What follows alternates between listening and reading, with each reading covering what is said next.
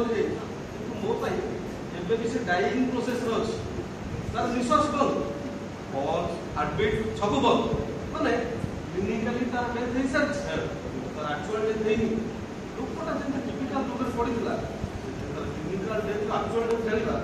ଭାରି କଷ୍ଟ ସେ ସବୁ ଆପଣମାନେ ବୁଝିପାରିବେ ଆମେ ବୁଝିପାରିବୁ ତାହେଲେ ଆପଣ ଆମକୁ ବୁଝାଉନାହାନ୍ତି ଆଚ୍ଛା ତାକୁ ଟ୍ରିଟମେଣ୍ଟ ଆପଣ କରୁଥିଲେ ତ ହଁ କରୁଥିଲି ରୋଗ ହେଇଥିଲା ଜାଣିବା ଭାରି କଷ୍ଟ ସେ ରୋଗ ବିଷୟରେ ଆମ 6 ବର୍ଷ ମେଡିକାଲ ପାଠରେ ବି କିଛି ଲେଖା ହେଇନି ତାକୁ ଟ୍ରିଟମେଣ୍ଟ କେମିତି କରୁଥିଲେ ମୋର ଜଣେ ବନ୍ଧୁ 21st ସେଞ୍ଚୁରୀରେ ଦେଖାଯାଉଥିବା ନୂଆ ନୂଆ ରୋଗ ଉପରେ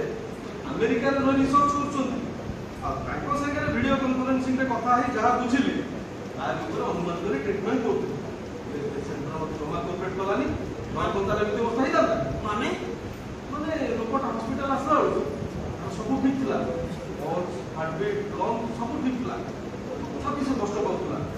ବହୁତ କଥା ପଚାରିବା ପରେ ତା ଡକ୍ଟର ସତର୍କ କହିଲା କଣ କହିଲା ସେ ଆପଣଙ୍କୁ ସତ କହିଲେ କଷ୍ଟ ହଉଥିଲା ସତ ଶୁଣିଲେ ବି କଷ୍ଟ ପାଉଥିଲା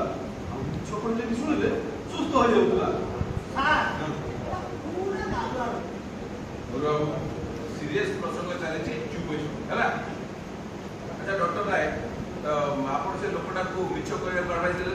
एग्जैक्टली मु ताको ए एडवाइस देली हां डॉक्टर को मोता सुनिला बोला मरी भी पछे मिछ कहबी सर मो बापा मां पिला दिन को डेली बोले सत कहिबा कुपिया डरिबी सत कहिबा छे मरे मरिबी चुप 50 थर कहि पाटिटा बंद रखियो और थरे जदि ऊपर बड़ी भड़ भड़